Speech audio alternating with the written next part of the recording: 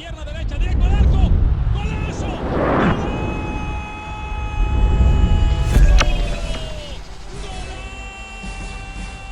The world of football with a soccer perspective. This is Soccer Today with Duane Rollins and Kevin Laramie, live on the Sports Podcasting Network. Good day, good night. Welcome to Soccer Today for Monday, May 16th, 2022. I'm Kevin Laramie and I'll be joined by Duane Rollins in just a second. Before, though, we'll invite you to please subscribe to our YouTube page in our journey to 1,000, then 10,000, then the world. Right here on YouTube, Twitter, everywhere we are doing this show. Duane, how you doing today? Oh, I'm doing pretty well. I was going to come on with the, because I'm wearing my Macho Man t-shirt, but I realized we're a podcast mostly, so I thought I'd leave that alone, although I just did it anyway. I just learned it 2 seconds ago. Here's a bit of breaking news that you don't even know. Wayne Rooney just came out and accused the 2012 title race, Aguero, of being rigged. That basically his fix was in. Yeah, so, just a minor little news drop in the middle as we're going on there. Sure, it was rigged and he waited for it to be a decade old to mention it, of course, because that's what you needed to be relevant in today's news, right? I'm sure Wayne is just talking off the cuff and basically just upset the QPR, probably just did, kind of lose their edge once they realized they were safe. But that's not rigged. That's just football. You shouldn't have let City beat you 6-1. Then you would have won the title. Okay, I'm done now. What I'm wondering, Duane, is it how many pints in did Wayne Rooney mention that? Is it 1 pint in, 2 pints in? Because that also influenced the content of his saying. Yeah. Look, and Wayne's pretty famous for enjoying a pint. And have you ever seen an older-looking 35 or 36-year-old former athlete in your life? The man looks like he's 65. He aged extremely quickly, extremely fast. I don't understand how that worked, but interesting. But today, Duane, it's not going to be about Wayne Rooney. Today, it is about the Canadian Premier League and about Major League Soccer. We will review almost every game in MLS, some crazy score lines, 7-2 to talk about. And of course, we'll break down every Canadian game on a statistical basis. And we'll look at the result in the Canadian Premier League for week number 6 and the standing, some movement and good things for a couple of teams and 4 just going not too good in the league. We'll talk about that on the CanPL review later, but let's start with Major League Soccer. Let's start with Week 11 in MLS. This was an interesting week. We'll break down Toronto's 5th straight loss and their, I was going to say 2nd straight loss in extra time, which is true. We'll also talk about Vancouver San Jose later, a thriller in Vancouver, 3-3 draw. I will break all those games down, but Duane, Colorado beating LAFC 2-0. That was an interesting result. Of course, we'll talk about NYC winning 2-0 against Columbus. That was a fun one. And a battle for the top or around the top of the Eastern Conference. Philly, New York. It was 1-1. Philly scored a second. It was called back.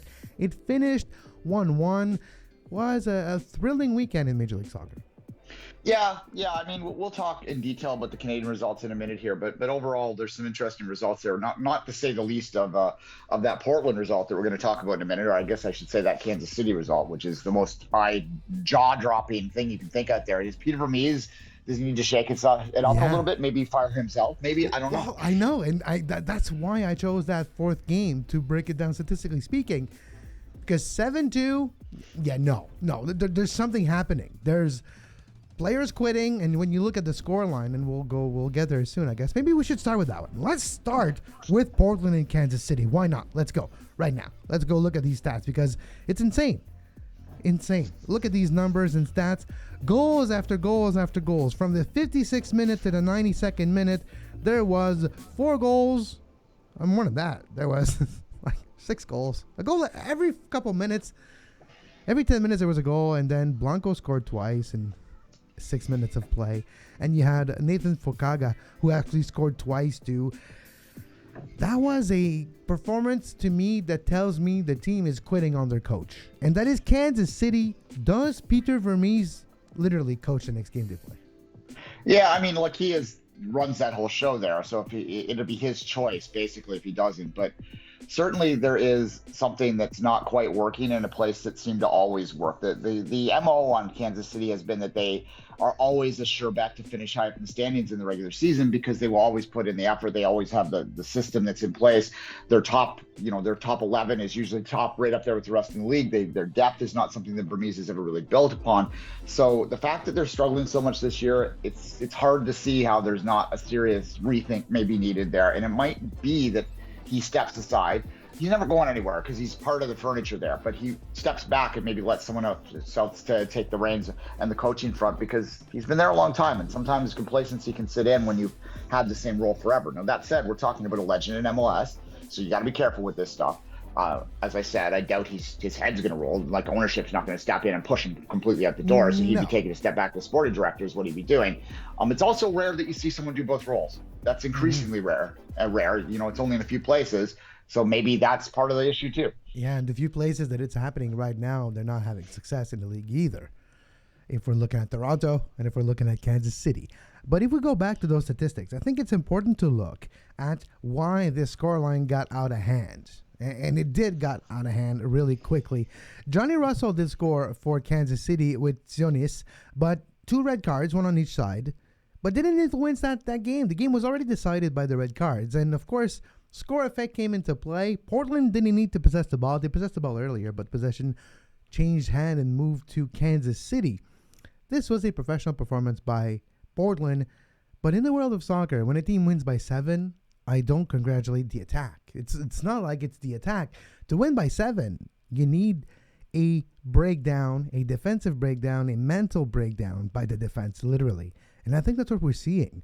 I think we're seeing Kansas City and the famed 4-3-3 being left in the dust. 4-3-3 is so 2018, Duane, and in 2022, if you're not using the width with young energy, which they're lacking, you're finding yourself losing games like this one. Yeah, look, there's a fundamental difference watching this one versus the other we watched this year, the RSL NYCFC game. NYCFC that day was really just legitimately firing on all cylinders. I don't think RSL quit. I think they were just blitzed by a better team. That's not what I saw in this game. This seemed like a team that was lost with ideas and frustrated with its result. It reminded me closer to the 7-1 loss that TFC had last year that got Chris Armas fired ultimately, right? And that's a telltale. When you see a team that doesn't understand what their directions are, this stuff happens. It's the player's only way of communicating that. I'm not saying that they do it on purpose. It's subconscious, I think. But once the head gets down and the other team's feeling it, it can get ugly fast. Look, Vermes is going to be lots of success. You cannot deny the man's success. He has won an MLS Cup.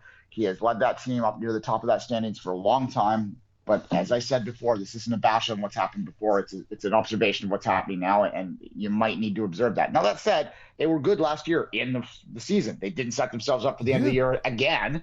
And if you continue to look at how they finished the season last year and add that to what's going on now, they're among the worst teams in the league, record-wise, since last August or so. And we're going to talk about the hottest team in the league since the end of last year and this year in just a minute, because that team is the hottest team in the league right now. We're talking about, of course, CF Montreal. Montrealers are firing on all cylinders, and we'll break that down next. But for Portland and Kansas City, this one is not on Portland. I am not convinced by Portland's project still. To me, this is all about Kansas City crumbling, Kansas City having difficulties, and Kansas City quitting on Peter Vermes. I do believe Peter Vermes is the one coach right now that's on a hot seat, and I do believe he might be on an ejectable seat. And somebody might press that big red button soon. I wouldn't be shocked, and I wouldn't be too shocked if that's the case. But enough with Portland, enough with Kansas City. Let's talk about the hottest team in the league, CF Montreal, with the hottest player, Georgi Mihailovic. What a performance by this beautiful team to watch. I am so impressed by CF Montreal, the way they control the ball, the way Torres is playing, the way Mihailovic, Alistair Johnston. No wonder Nashville is struggling. They're missing their best defender, and that wasn't Walker Zimmerman. It was Johnston last year. We're seeing this year. Alistair Johnston is a breath of fresh air for Montreal. This young team, which is the third youngest average of age in the entire league, is first in the East, and they have done so with a struggling beginning of the season. People thought I was crazy. I predicted them in the final of MLS. Technicians at some places I work and other places told me, Kevin, you're crazy. And like 3 weeks in, when they had no wins, they're like, are you going to change your tune? You're going to keep your prediction? I did. And I am doubling down. This is what I thought would happen. A project, a belief, a system, and a confidence that starts with a little bit of a chip on the shoulder, like a Georgi Mihailovic. What a performance by CF Montreal on the road. 3rd straight win, 8th straight game without a loss in Major League Soccer, Duane. Yeah, maybe we're seeing a little effect. This is a group that's been together for a while, too. I mean, there's been some changes. You mentioned a couple new faces that have come in. But by and large, you're talking about a group that has some familiarity, and that always helps in MLS. It helps to sort of bridge some of the talent gaps that might exist otherwise at the top end. And the unique thing that the 3 Canadian teams experienced over the last year and a half prior to this may have been a bonding experience in a lot of cases. And Montreal has that added level of they had to go through the coaching change, and some of their fans walked out. And that, as much as the fans are doing it for other reasons, the players don't always get that nuance, and they might look at that as further incentive to try and play better. Certainly, we don't know, we can't know, but you can't deny with the results. And Montreal is playing very well, as we say every week on the show right now. And Georgie is driving the bus, and you want to lock him up. You mentioned Walker Zimmerman. No, we're probably a little biased when we're saying Alistair Johnston was clearly Nashville's best defender, but he was a very good defender. And the fact he's gone from that team is hurting them a little bit. Although their record, mostly haven't played all road games, is probably a big part of that too. But exactly. But losing to Houston on the road, it's not the biggest of travel when you're Nashville, right? So. I think they're indicated there, and we'll see midweek because Montreal's playing Nashville in Nashville. We'll get a taste of what Montreal is versus Nashville this Wednesday in Alistair Johnston's homecoming of sort. And by the way, Alistair Johnston, French-speaking. Alistair Johnston is always fun to hear him speak French because he played soccer in my region when he was growing up, and it's always fun to hear players speak both languages here in CF Montreal world. There you go. Well, he's of the age, a lot of Canadians of that age would speak French because of French immersion and so on and so forth. It's a big push for the last 20 years if you don't know. But anyway, not to get into that. We should mention Walker Zimmerman. I don't know if we talked about him getting a DP contract last week. Yeah, well, a few weeks ago, him and, of course, Hani Mokhtar got their DP contract renewed. And since then, it's not like Walker Zimmerman is firing on all cylinders either. But to go back to Montreal and Charlotte, Duane, I want to highlight a couple of statistics here because I do think it's fascinating when we look at Montreal's ability to still perform well even though they don't win the possession battle. It's one of their strong suit. They can play with the ball this year, but they find ways to link up properly. And for them, 79% pass accuracy, that's actually low compared to what they usually have. They have a high percentage of passing accuracy, usually also a very high probability and percentage of successful dribbles. And players like Wanyama, Kamal Miller, Lassie Lapalainen, Alistair Johnston are among the top of their positions around the entire league in dribble success. And we're seeing this influence games played. Joaquin Torres is growing a lot with his decisive passing lately. Key passes, Georgi Mihailovic is in the top 10 in the league. We're seeing not only statistics, not only 12 different scorers this year, which is among the best in the league. We're seeing it in a replicable way. It's not fluke goals. It's not the greatest rocket from 35 yards out that is rarely replicable. We're seeing this in a replicable fashion, and I do believe this is an output, a performance that is calculated. And when you add in the equation of the CF Montreal, the contribution of one, of the other, and ideally you shape up a result, that's what you get. And to me, that's what I mean by it's replicable. It's something that is, you can almost expect if everything goes right in the ideal scenario, that's how Montreal would get the result. That's how they would play. And that's what I see. And the coaching of Wilfried Nancy is also gathering a lot of attention. He's a front runner for Coach of the Year so far. Yeah, same issue we talk about every week when it comes to that. But Coach of the Year is a bit of a difference if you can take them up. Also, MLS tends to give Coach of the Year to the team that wins the Supporters Shield. So that's stuff to think about when you're talking about awards. But we're really early on that. Although we're getting close to, we're over a third of the season. So we got to start thinking a little longer term now. There's trends that are developing. I think that there is a gap between the top two teams in the East and the rest. I think Montreal absolutely has an argument to say that they are the third best team right now. And And if I'm a Montreal fan, what I'm looking for, what I'm hoping for is that Joey opens up the walls a little bit and brings in another piece in the summer. Because if you bring in particularly a top end offensive scoring threat, Yeah. then that team could challenge for the top of the East. And without that, it's going to be difficult when you run into some of the better opponents in the later stages of a playoff. But I think it's quite clear that Montreal is absolutely a playoff team at this point.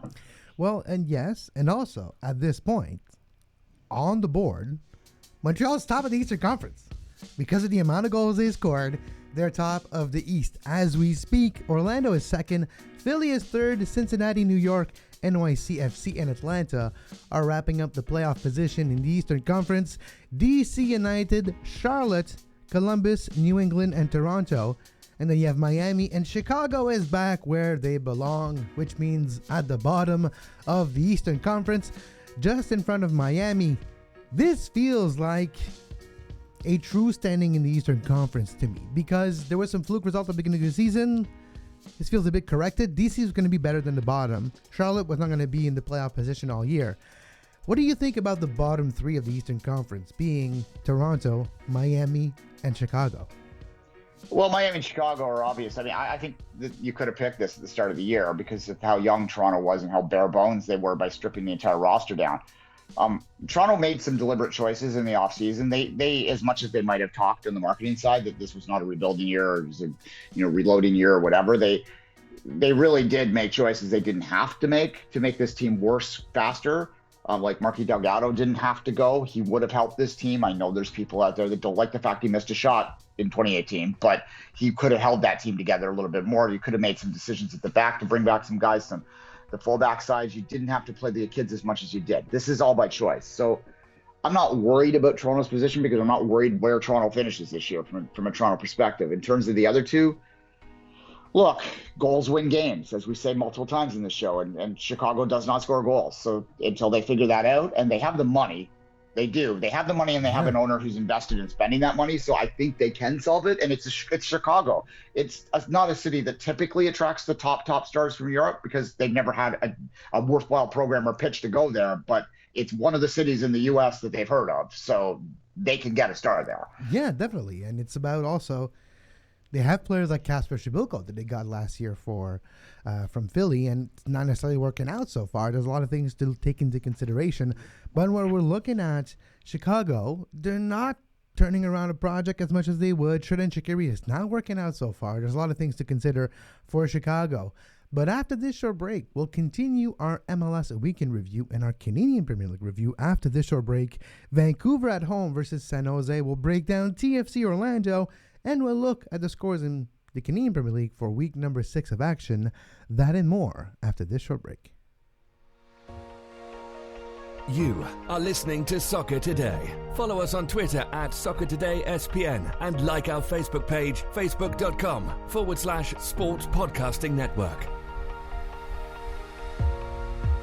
You can find the podcast version of all the shows we do on iTunes, Apple Podcast, Google Play Store, TuneIn Radio, iHeartRadio, and anywhere you get your podcast. And we're back on Soccer Today. Kev Larman with Duane Rollins will invite you to please take a second and subscribe to our YouTube page at youtube.com/Sports Podcasting Network in our journey to 1,000 subscribers. And it's now time to look at an interesting result in the Western Conference this weekend. San Jose on the road at Vancouver. And Vancouver, 3 goals. But it wasn't enough for the win. But at least they got the late equalizer by Eric Godoy. Lucas Cavallini scored. That's always a big moment for Vancouver fans because it's not like it happens that often. But Cavallini scored the first goal for Vancouver, and it was the first goal in the game here. But Jérémy Ebobisse scored twice for San Jose, one of the best strikers in the league leading 8 goals scored, 9 goals with those two. Quite a performance this year by Jérémy Ebobisse.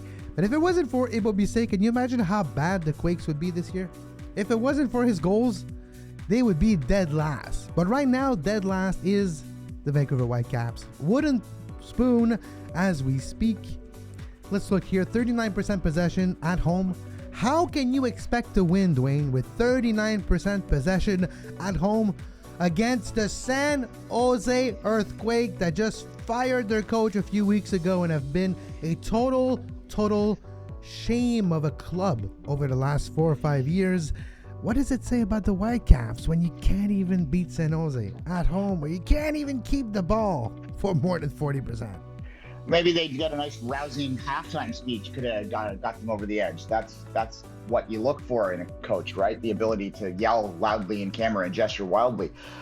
Sorry, I don't mean to be that sarcastic. I just I'm not a Vancouver fan, but even I get frustrated by their lack of ambition out there, and it just really you kind of want them to win this spoon, just as a underline of how they can't run a team. And also, Kerfoot is maybe the biggest reason why they don't have the rules in this league aren't being loosened so much, because he leads the group that make those decisions, and very much that club is a club that doesn't want people to spend money. So I don't have a lot of time for that. It's not anti-Vancouver, it's anti how they operate, and that's to say nothing of the more serious stuff. At any rate, That's true.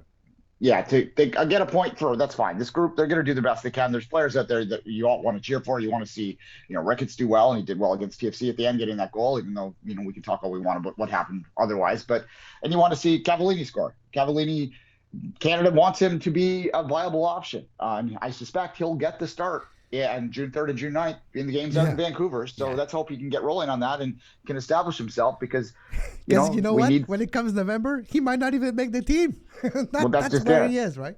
Yeah, that's just it. Because that's just it. Vancouver will have probably been done playing soccer for about 6 weeks by the time the World Cup kicks off too. And he's already on the fringe of that team when you're looking at the best strikers for Team Canada when it comes to Qatar. But yeah, so that's one thing. But when I look at Vancouver, and I don't have any expectations for them at this point, I don't think they chose the right manager, and you're right. And I think we can statistically have a look later on over the next few weeks in the breakdown of not just the beginning of his tenure, but more this season, and look also at how Vancouver loses games, because that is also very important. It's how Vancouver is losing games. They're losing game with bad tactical choices over the last few weeks, and we're seeing this happen time and time again now in Vancouver. And this year, as much as last year, Vanni Sartini was looked upon as a hero, already there's looks of dejection, and the communication channels are not seem to be working already with him and the team. We'll see if that's the case.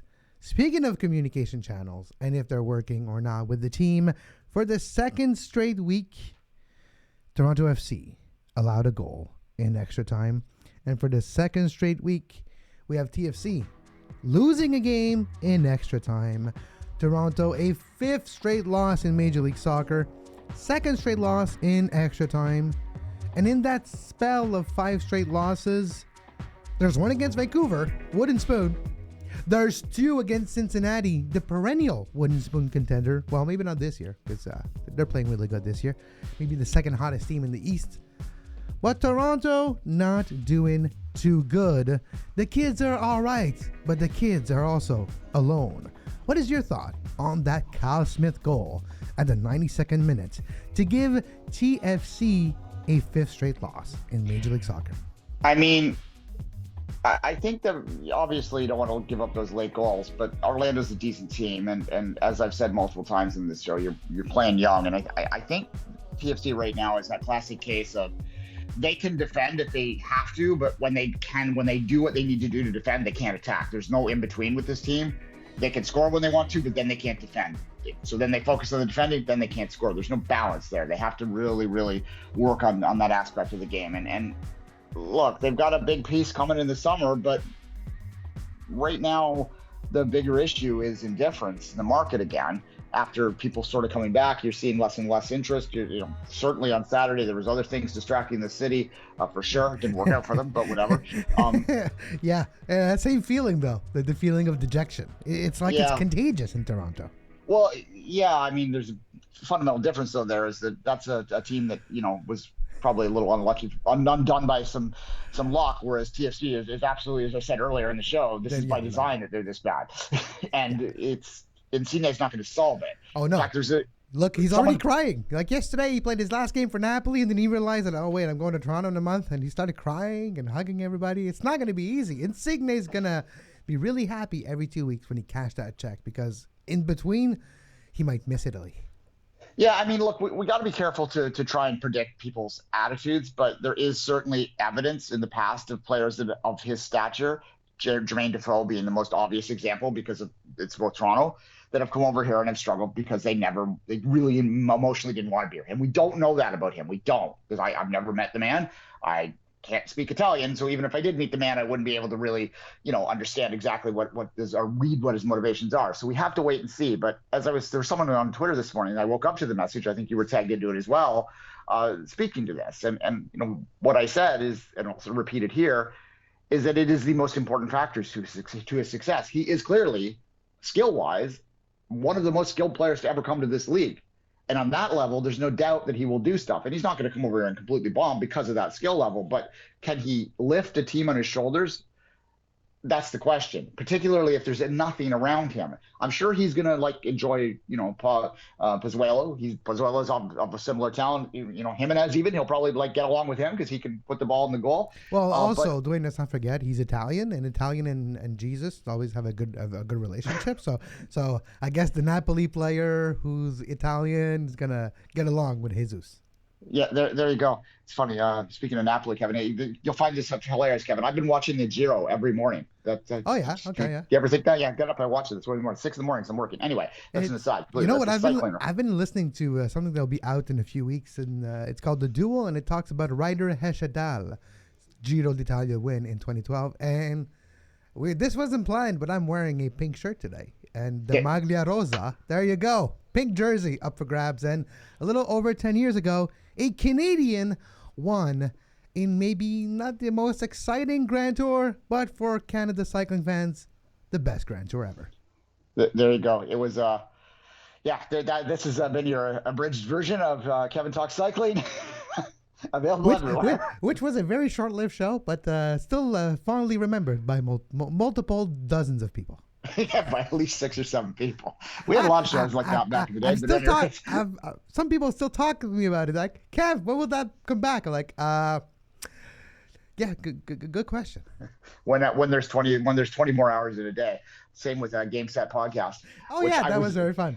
Yeah, exactly. Tennis show. Yeah. Yeah. Well, that was my favorite name podcast ever. Anyway, this is how much TFC interests me to talk about. Really, we're talking about old podcasts on the network. So yeah. All right. So let's drop TFC and let's just continue while wrapping up the MLS standings before moving on to the Canadian Premier League. Let's take a look at the standings in MLS on the Western Conference side, where we do have Vancouver bottom of the West. Kansas City is just 1 point above, and Kansas City is the team that could be in trouble. I think Peter Vermees is in deep trouble. If you look at all the teams around them, Sartini is not in trouble because he just got his new contract, and we all know that they're not going to pay 10,000 coaches in Vancouver. But San Jose fired their coach.